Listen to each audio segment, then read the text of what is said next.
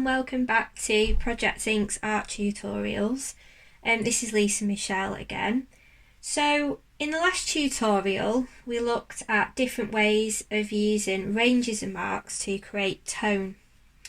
So this next video is going to be dedicated to looking at a specific artist and how they use tone in their work. So have your sketchbook and your sketching pencils and your fine liner pen at the ready if you'd like to work alongside me. So in doing some research this week, I've discovered an artist and designer who is from Kuala Lumpur, and he's called Lowe. So you can see here, that's a picture of him. This is actually a self-portrait that he's done. And he has created a range of portrait drawings of famous people, all of whom are dyslexic, and that includes the Spanish artist Pablo Picasso, who you can see here. So the artist created an advertising campaign for the Dyslexia Association of Malaysia, and this was to raise awareness in a place where people don't have a very good understanding of the condition. And he's also dyslexic himself, so it's something that's quite close to his heart. So you might have noticed that Vince uses scribbles to create his artwork. So that's the mark making technique that he uses to create these portrait drawings. And this particular portrait here is of a British artist called Rowan Atkinson. So you might know about him from the TV show Mr. Bean. It's quite a popular TV show. So this particular portrait I quite like. It's very expressive, and I like the way that he uses the scribbles, and I've done a little practice piece here. So really gone to town on using that scribble technique that we talked about in the first tutorial, where we explored line making, mark making. So he uses a lot of pen in his work. He uses fine liner pens and also ballpoint pens as well. And to quote, he uses a chaos of pen lines to make up the tone within the faces.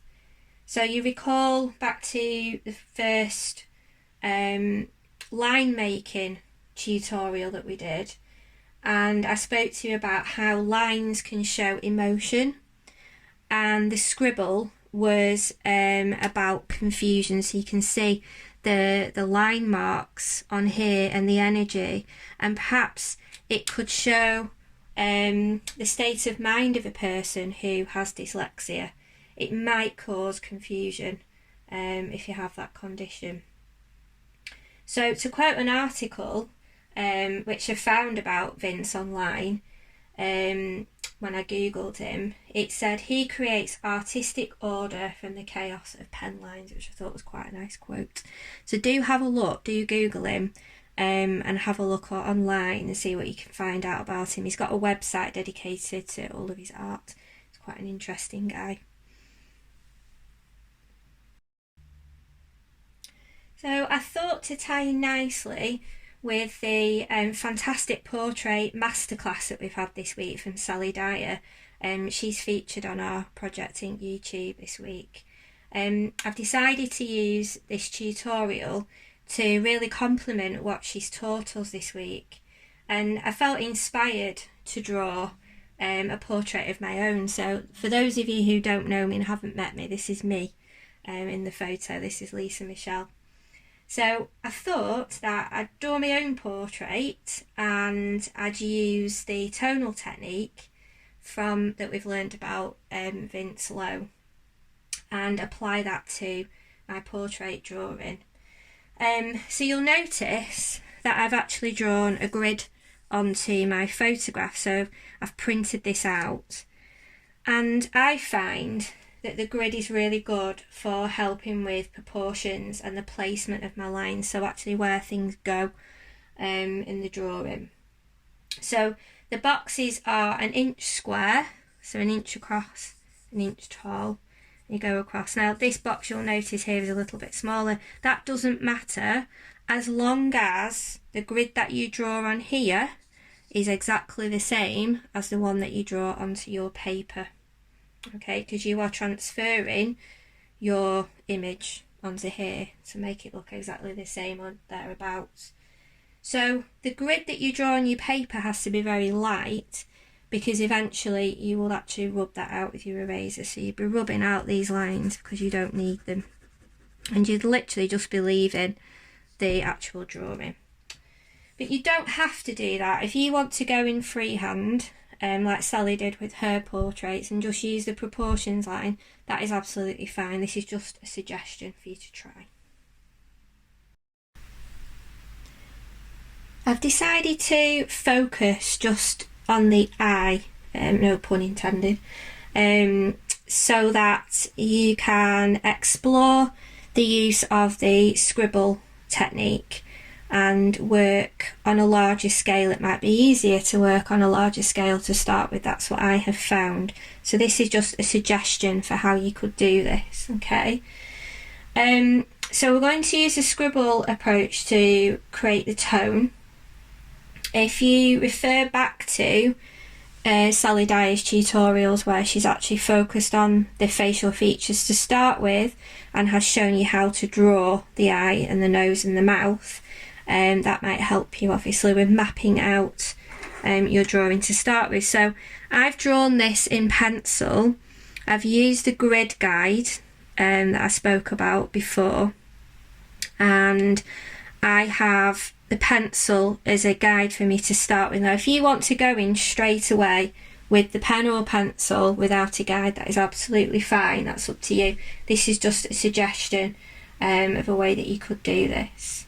Okay, so we can use the Derwent fine liner pen to create the tone on here, or you can use your sketching pencils as well. So if I just demonstrate under here, remind ourselves of where we spoke about using the line techniques and mark making, and the closer together the lines are, the darker the tone is going to be. And in contrast to that, if you start to lessen the distance, or increase the distance, I should say, you will get a lighter appearance starting. So you can actually see there from very dark through mid-tone to lighter, and then lighter again. So even if you bring off your pen a little bit off the paper and put less pressure on as well. So again with the pencil, so they're closer together, and I guess the more pressure you put on as well, you can play around with that and see. Refer back to the exercise that we did in the last tutorial, and I'm just putting less pressure on, and the space between the lines increases. Really random scribbly lines. It's really good fun to draw like this. I really like it. I think it's quite a good technique. So there you go. So you can use that as a guide, but you've obviously already got the page that you did previously to refer to as well. So looking at the eye and looking at the darker areas, so obviously here in the middle we have your pupil, which is the dark part of the eye, lets the light in. So those scribble very close together. Then as you look at the shape of the eye, you've got a darker outline here.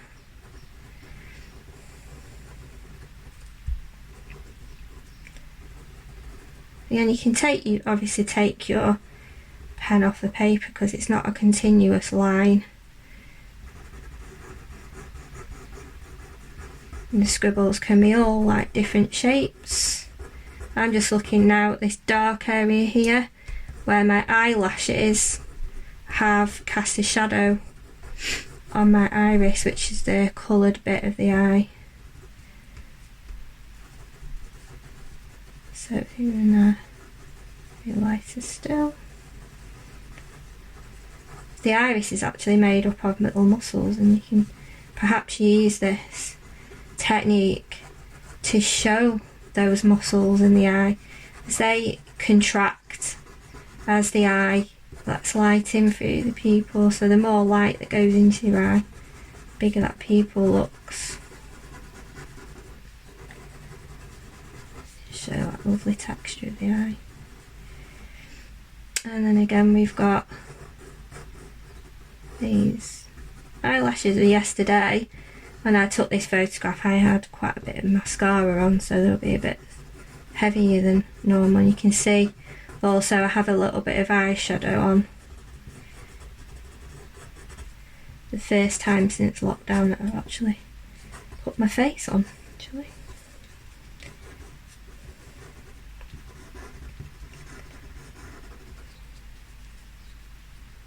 So then, like lifting your pen off, putting a little bit less pressure on, working your way around.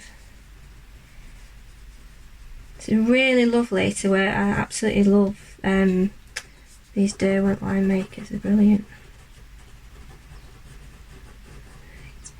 So then again here, so I was saying I had a bit of eyeshadow on yesterday, so I've got the shadow cut in, like the crease of the eyelid, and then you can see a few of my wrinkles in there as well. So you can be really, really expressive. I love working in it with this technique.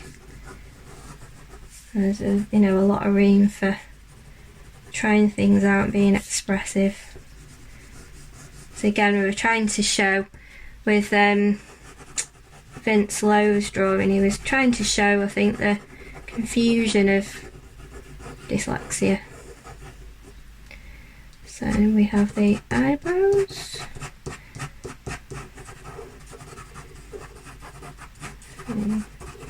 Showing the texture of the hairs. Really expressive.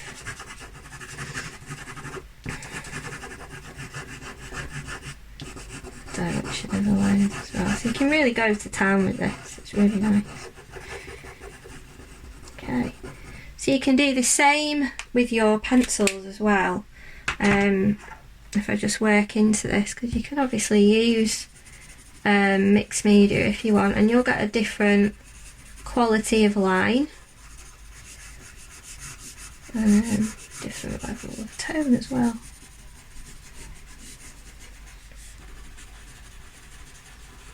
So that's the scribble technique. Okay, so I hope that you've enjoyed this tutorial. I hope you found it useful. I'm going to be preparing a worksheet as well to go alongside this, which will be based on the artists that we focused on today, and a little bit about the mark making technique as well. So the next tutorial is going to be looking at the next formal element of art, which is shape and form. Okay, so I will see you again very soon. Thank you.